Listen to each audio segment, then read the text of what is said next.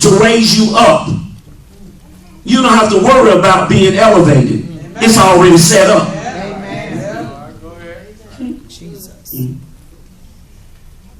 What's it? What I said?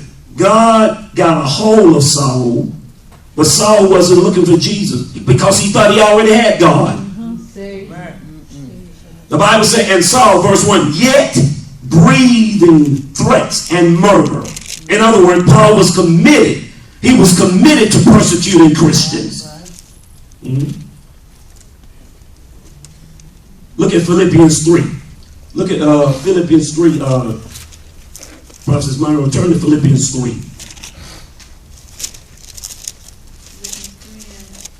I think 10. In Philippians 3, he made mention of what he used to do. That 3 and 10, that I may know him in the power of his resurrection and the fellowship of his sufferings, being made conformable unto his death. Decree that again.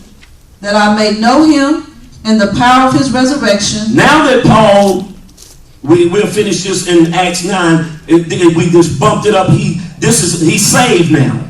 He know the Lord now. And decree it again. That I may know him in the power of his resurrection. That I may know him in the power of his resurrection. And the fellowship of his suffering. The fellowship of his suffering. Being made conformable unto his death. All right. Now turn to Galatians 1 and 13.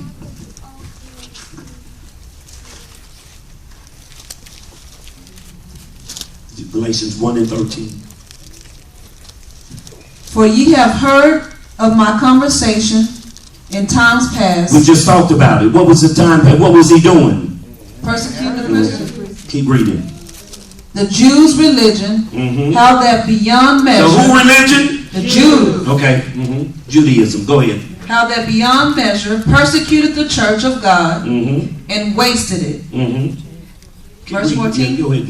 And profited in the Jews' religion above many, my equals in mine own nation. Growing in religion. Being more exceedingly zealous of the traditions of my... Go back. Being more what? Being more exceedingly zealous. Full of energy, zeal, but no knowledge. Of the traditions of my fathers. Full of tradition.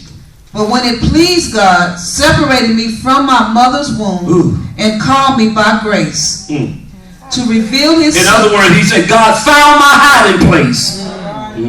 He said, I wasn't looking for God, but God got a hold of me. Go ahead. To reveal his son in me, that I may preach him among the heathen. See, God has to reveal himself to you. Coming in the building does not reveal.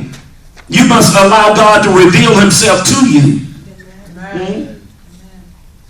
Go ahead. To reveal his son in me, that I may preach him among the heathen. Wow. Immediately I conferred not with the flesh and blood. Wow. Neither went I up to Jerusalem,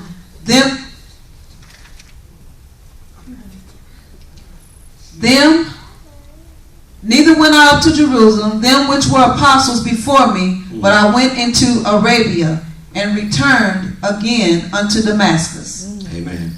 This is the construction. Saul, God was trying to construct him. Watch this. Let's read. Go back to Acts 9 where we was at. We're just going to read a little bit and see how to do it. And Saul, yet breathing out threatenings and slaughter against the disciples of the Lord, went unto the high priest and desired of him letters to Damascus to the synagogue, that if he found any of this way, that's what they were called in that culture, this way, the way people, whether they were men or women, he might bring them bound to Jerusalem. And as he journeyed, he came near Damascus, and suddenly, somebody said suddenly, there shined round about him a light from heaven, and he fell to the earth. And he heard a voice saying unto him, Saul, Saul, why persecutest thou me? And he said, this is a great question. Who art thou, Lord?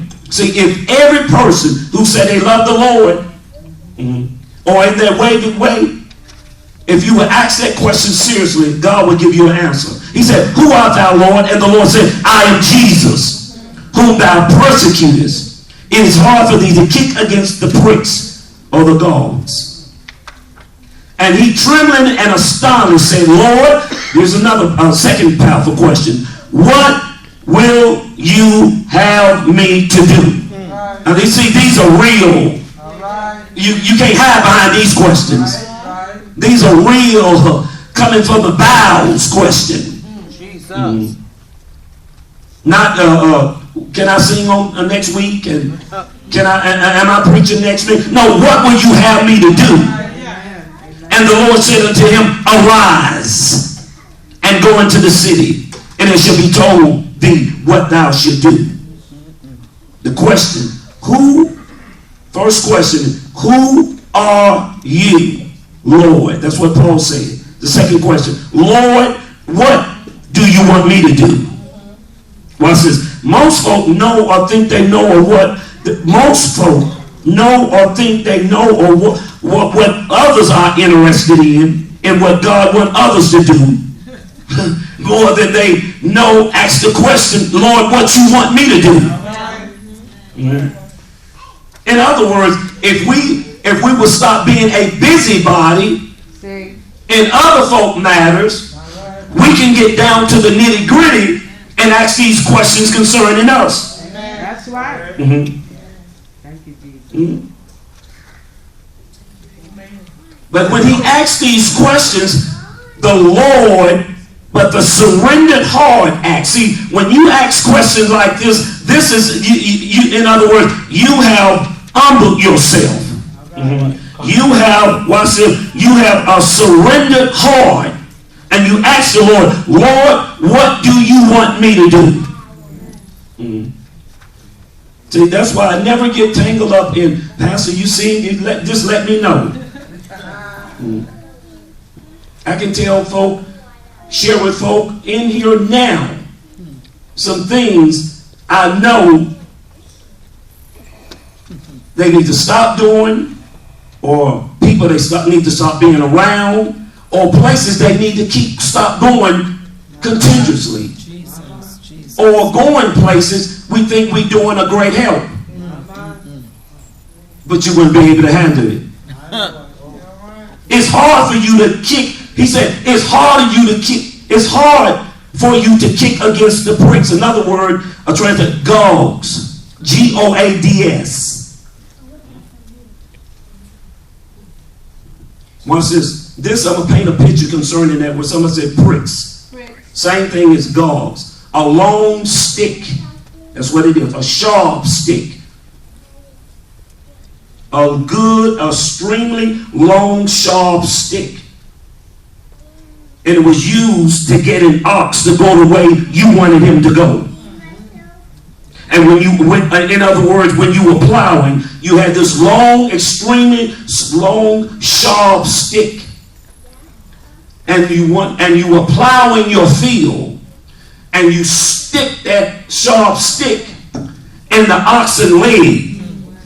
So you direct him in the way you were wanting to go. Come on. So he would be able to cooperate with you. Yes. Ooh, Lord. When Paul asked that question, Jesus said, okay, I hear your heart, I hear you. He said, but I'm getting ready to give you a mini parable. He said, what do you want me to do? Jesus said, it's hard to kick against the pricks. So what Jesus did, he gave him a mini parable. In other words, when he gave Paul that mini parable,